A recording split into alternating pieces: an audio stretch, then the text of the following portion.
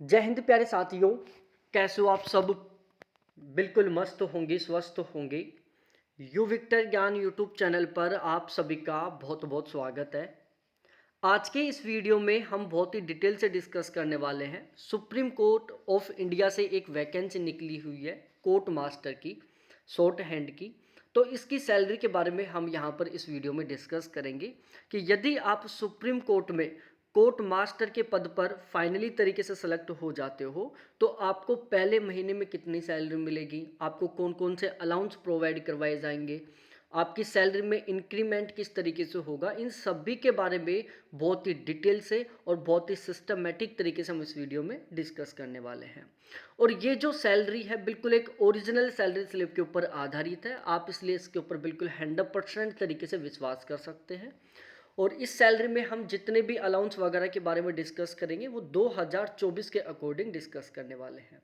तो अब हम अपने इस वीडियो की शुरुआत करते हैं और एक एक करके मैं आपको सारी चीज़ें बिल्कुल अच्छे तरीके से समझाता हूँ। देखो, यदि आप सुप्रीम कोर्ट में कोर्ट मास्टर बनते हो तो ये एक 6600 ग्रेड पे की पोस्ट होती है, लेवल 11 में आती है। पे स्केल की बात करें तो 15,600 रुपये से लेकर 39,100 रुपये तक इनका पे स्केल रहता है। पे बैंड थर्ड रहता है। और बेसिक पे की बात करूं तो 67,700 रुपये से लेकर 2,08,700 रुपये तक इनका बेसिक पे रहता है। यह बिल्कुल बेसिक जानकारी है इस पोस्ट के रिगार्डिंग। अब हम एक एक करके इन सभी के बारे में डिस्कस करते हैं कि इनको किस तरीके से सैलरी तैयार होती है, कौन कौन से अलाउंस मिलते हैं। तो जैसे आप इस शॉर्ट हैंड के पद पर सेलेक्ट होते हो फाइनली तरीके से, तो आपका पहले महीने का जो बेसिक पे है, जिसको हम स्टार्टिंग बेसिक पे बोल सकते हैं, जो रहने वाला है आपका 67,700 रुपये। ये आपका स्टार्टिंग का बेसिक पे रहेगा। उसके बाद इस पर मिलेगा आपको डीए, जिसको हम डीएनएस अलाउंस या महंगाई भत्ता बोलते हैं।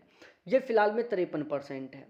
तो यदि 67,700 रुपये का हम 53% कैलकुलेट करते हैं तो 35,881 रुपये आपका डीए बन जाता है। उसके बाद हम एचआरए के बारे में डिस्कस करते हैं, हाउस रेंट अलाउंस के बारे में। यदि 67,700 रुपये का हम 30% एचआरए कैलकुलेट करते हैं तो ये निकल कर आता है 20,310 रुपये। इसके अलावा आपको डीए के 7200 रुपये मिलने वाले हैं।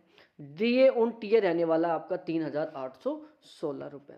तो ये मोटे मोटे कुछ आपको अलाउंस मिलेंगे और इन सभी को मिलाकर आपकी पहले महीने की ग्रोस सैलरी तैयार होगी। तो इन सभी को मिलाकर आपके पहले महीने की ग्रोस सैलरी बनेगी 1,34,907 रुपये, जो कि ऑलमोस्ट एक बहुत ही अच्छा खासा अमाउंट है। अब इसमें कुछ आपके डिडक्शन होंगी, कुछ कटौतियाँ होंगी। जैसे सबसे पहले आपका एनपीएस कटेगा। एनपीएस के कटेंगे 10,358 रुपये। अब एनपीएस का सिस्टम क्या होता है?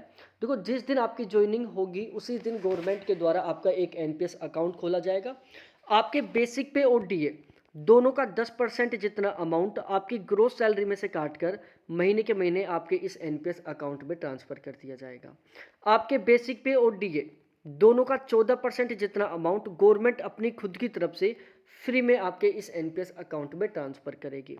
तो ओवरऑल आपके एनपीएस अकाउंट में कितना अमाउंट आएगा? टोटल 24%, 10% जो आपका कटा, 14% जो गवर्नमेंट ने आपको प्रोवाइड करवाया, और फिर उसी दिन से इसके ऊपर आपको ब्याज मिलना शुरू हो जाएगा। और जब आप रिटायरमेंट लेकर आओगे तो विद इंटरेस्ट के साथ ये वापस आपको मिल जाएगा। आपने बहुत सारी बार सुना होगा ना कि आपके कोई भी रिलेशन में या जानकर रिटायरमेंट होकर आता है तो उसको एक बहुत अच्छा खासा अमाउंट मिलता है, वो एनपीएस का ही रहता है। इसी तरीके से आपको मिलने वाला है। ठीक है। CGE-GIS के 120 रुपये कटेंगे। इन 120 रुपये की कटौती से आपको और आपकी पूरी फैमिली को बिल्कुल फ्री मेडिकल फैसिलिटी प्रोवाइड करवाई जाएंगी। इनकम टैक्स के तौर पर आपसे काटे जाएंगे 15,134 रुपये। तो टोटली कुल मिलाकर ये आपकी कटौती होंगी। टोटल कुल मिलाकर कटौती हो गई 25,612 रुपये की। टोटल डिडक्शन कितना हुआ? 25,612 का डिडक्शन हो गया। अब हम डिस्कस करते हैं नेट सैलरी के बारे में, जो आपके अकाउंट में ट्रांसफ़र होने वाली है। देखो, आपकी ग्रोस सैलरी बनी है 1,34,907 रुपये। इसमें कटौती हो गई 25,612 रुपये की। तो आपकी जो पहले महीने की नेट सैलरी है वो बनने वाली है 1,09,295 रुपये, जो कि ऑलमोस्ट एक बहुत ही अच्छी खासी सैलरी है। और ये जो सैलरी है वो आपके फर्स्ट मंथ की है। सैलरी इंक्रीजमेंट की बात करें तो सैलरी में दो तरीके से इंक्रीमेंट होंगे। एक तो जो आपका बेसिक पे वो हर साल 3% के अकॉर्डिंग बढ़ेगा। दूसरा आपका जो डी है वो साल में 2 बार बढ़ेगा, एक बार जनवरी में बढ़ेगा, दूसरा जून जुलाई में बढ़ेगा। अब ये कितना बढ़ेगा ये डिपेंड करता है गवर्नमेंट के ऊपर, लेकिन एवरेज मानकर चलो कि हर बार कम से कम 3 से 4% के आसपास बढ़ने वाला है। ठीक है, ओवरऑल यदि हम पूरे साल का लगाएं तो लगभग 5 से 8% के बीच में डीए आपका हर साल बढ़ने वाला है। तो ओवरऑल आपकी सैलरी में टोटल 3 इंक्रीमेंट हो गए, 2 डीए के हो गए, एक आपका बेसिक का हो गया।